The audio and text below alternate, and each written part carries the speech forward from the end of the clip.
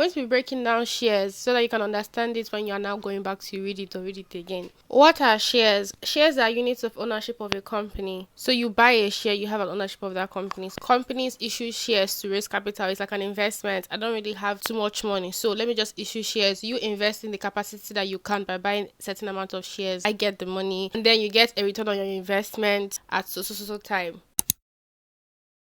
The first, we have our preference shares. They have first priority when the company declares dividends. Dividends are essentially their profits that are payable to you that you make from buying shares. So at the end of every year or every quarter, the company will say, okay, we'll see how much money we have made. Oh, by the way, there are people that invested in our business. They gave us money. So we are giving them a return on their investment. Those are dividends. So preference shares entitles the holder to a fixed preferential dividend. And what that means is that, so how ordinary shares work is I invest $50 into your business. Whatever the value of that $50 is by the end of the year or whatever time, I'm going to collect it. So if the value of that dollar, maybe your company does well and it's now $150 or $70, fine. If your company doesn't do well and it falls to 30 to 20, it's my cross to bear. But preferential shares are saying I've put $50, whether or not people make money or not, that's your business. You're giving me back so amount or so percent. So those are preference shares. They have a fixed dividend, meaning that if the company does so well, you're still not getting anything except for the agreed amount. So it's both a blessing and a curse, as opposed to the next type of shares, which are equity shares, ordinary shares. I already explained them when I was explaining preference shares. Anyhow the company does, if it does well, the shares go up. If it doesn't do well, the shares go down. They are paid after preference shares. I don't know if I've said that already, but preference shares take priority over ordinary shares. So I hope that explains the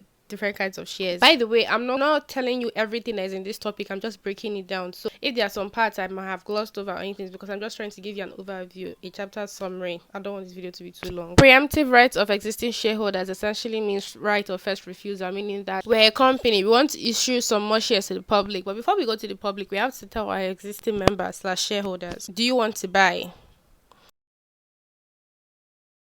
Now, the circumstances when shares will carry more than one vote. Let me explain it. The first circumstance is, so we talked about how companies are meant to declare dividends regularly. So this company or the CEO has not declared dividends in 12 months. In a meeting to vote on declaring dividends, the people with preferential shares can vote twice in that kind of meeting. That's one circumstance. Whatever jargon that you're reading, upon which the 12 months of that is actually what it means. They are basically saying 12 months have passed, you've not declared dividends. We are now in a meeting that to vote on whether or not to declare dividends or when we should declare dividends. In that kind of meeting, if I have preferential shares, I can vote twice. The English you will not have to put it in is what is now in your book. But I hope this simplifies this for you. The second instance is in such a meeting where they want to change the special rights of the weighted shares. If you don't know, weighted shares are shares that carry more than one voting right. So in this case, the preference shares. We want to have a resolution that, okay, these shares that have two voting rights. We want to change the right that these people that are entitled to two votes have.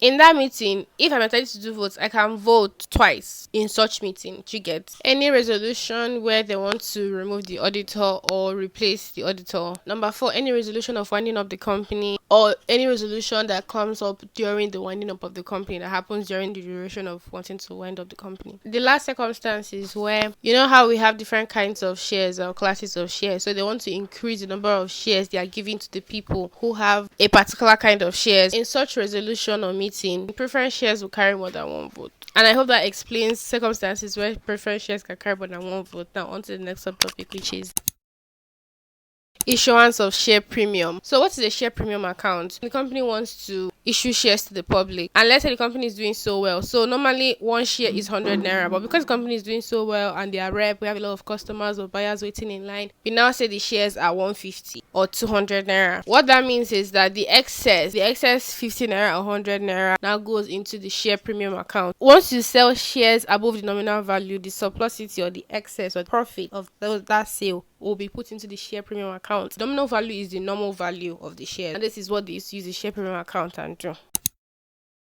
Number 1, they can use the share premium account to gift existing members or shareholders even more shares. So it's like a bonus share. That's what they can use it to do from the share premium account. So on any preliminary expenses before the corporations, any pre-corporation expenses or debts that the company has, they can pay it off from the share premium account. Any expenses incurred when the company issued shares to the public through brokers, that's in the next after debentures. I'm still going to address on my YouTube channel. Quotation of securities and capital market. That topic topic. This is going to be talked more in depth there, but sometimes when the company wants to issue shares to the public, they don't issue it directly, they issue it through an agent or broker. That's the middleman between them and the public. So the commission they pay to the brokers for issuing the shares, it can be paid from the share premium account, any outstanding expenses or full expense. You can use the money in the share premium account to cover the cost or to buy the redeemable shares of your investor. If you don't know, redeemable shares are types of shares that can be bought back. You are selling them with the agreed intention that after so and so time we are going to buy it back. Those type of shares are classified into redeemable shares. Sorry, I had to recalibrate. I was explaining redeemable shares. So redeemable shares are those type of shares that will be bought back by the company after a given period of time. It has already been agreed to by the company and the investor. So say it has gotten to the time where the company will buy back its redeemable shares from the respective shareholders. The money they would use and buy back those redeemable shares can be gotten from the share premium account.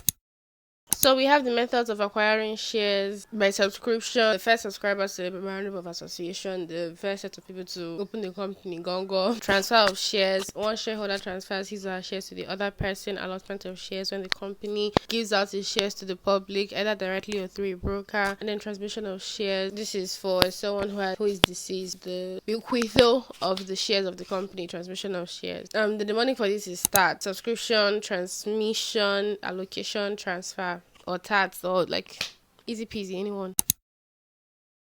Now we have procedures for allotment of shares. The thing with procedures is that you just have to think of it like a story. Imagine someone is asking you something, and once you understand it and hack it like that, you understand procedures better. I'm going to do this with other procedures along the way, but for example, procedures for allotment of shares. Think of it like a company is asking you, how do I someone is asking you, how do I allot my shares to the public? Divide it into 5 parts, because at the end of the day, law school marking scheme, they want 5 points. If you study marking scheme, you realize that if you give them 5 good sentences, you're getting your full mark. Please, you don't need to overwrite, but that's an aside. So no matter how long the procedures are, breaking it into 5 parts help. Procedure for allocating shares to the public. Firstly, the company will decide on the shares to be given out. After deciding on the shares to be given out, the company will now invite people to buy the shares. After people buy back the shares, allocate the shares that people bought to each applicant. Then after allocating the shares to the applicant, they will now report to the CAC, because they're meant to be notifying the CAC of this kind of changes. Then after reporting to the CAC, they will now issue a share certificate. Now, are you seeing how you've broken this into 5 different categories? And then in these categories, you will now know what goes on in which. Think of it like a story. Think of it like someone is asking you a question and you want to answer. Once you really understand these 5 steps and now jam pack legal jargon into these 5 steps,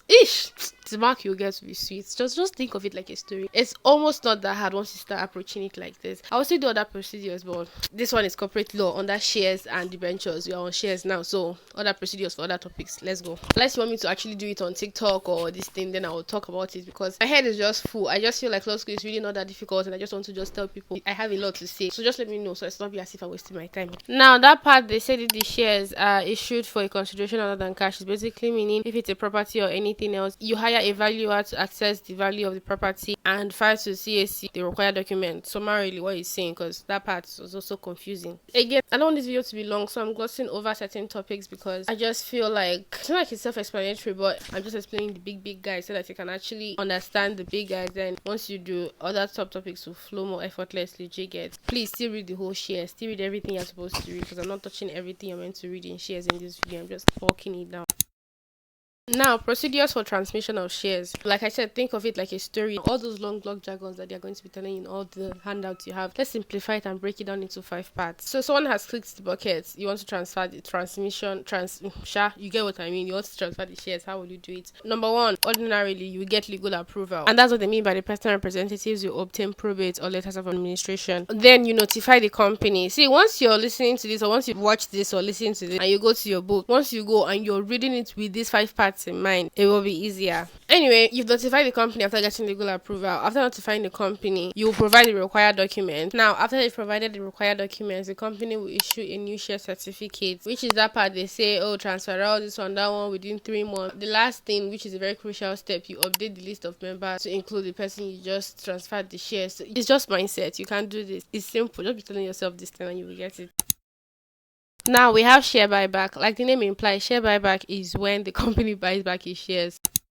It can buy it from existing shareholders in proportion to their current holdings. Essentially, what this means is how much shares do you have? How much do you buy this for? How many percent? Like if you were to sell it to, I say sell it. Ugh. If you were to sell it to somebody else, how much will you sell it to them for? Proportionate to their shareholdings, I mean their current holdings. You get free. Buying from the open market, meaning that you're going to the market and acting like an investor, acting like a stranger, and buying the shares of your own company from the open market. And the last form is buying shares given to employees under stock option plans, meaning that you've agreed with this employee, you're selling the shares, and on top of the profit you're going to get, I'm going to compensate you for selling me your shares. Those are what stock option plans are. It's like all these corporate jargons. At the end of the day, that's what it simply means at the cocoa of the coro. Just write it and be going. And then we have conditions for share buyback. Essentially, what they are saying is that before the company will buy back his shares, these conditions have to be met. Ensure that the articles of association allow it. You should get approvals from the shareholder through a special voting system or a special shall get approval. You should only buy shares that have been fully paid for. The shareholders have fully paid for it. They're not owing you money. You know how they will say, okay, give it to me, I'll give you later, or part payments. No, the ones that have been fully paid off. Publish a notice in the national newspaper 7 days after. Publish a notice within so days. Have to confirm that the company is solvent, meaning that it can pay all its debt, is financially stable, is not broke.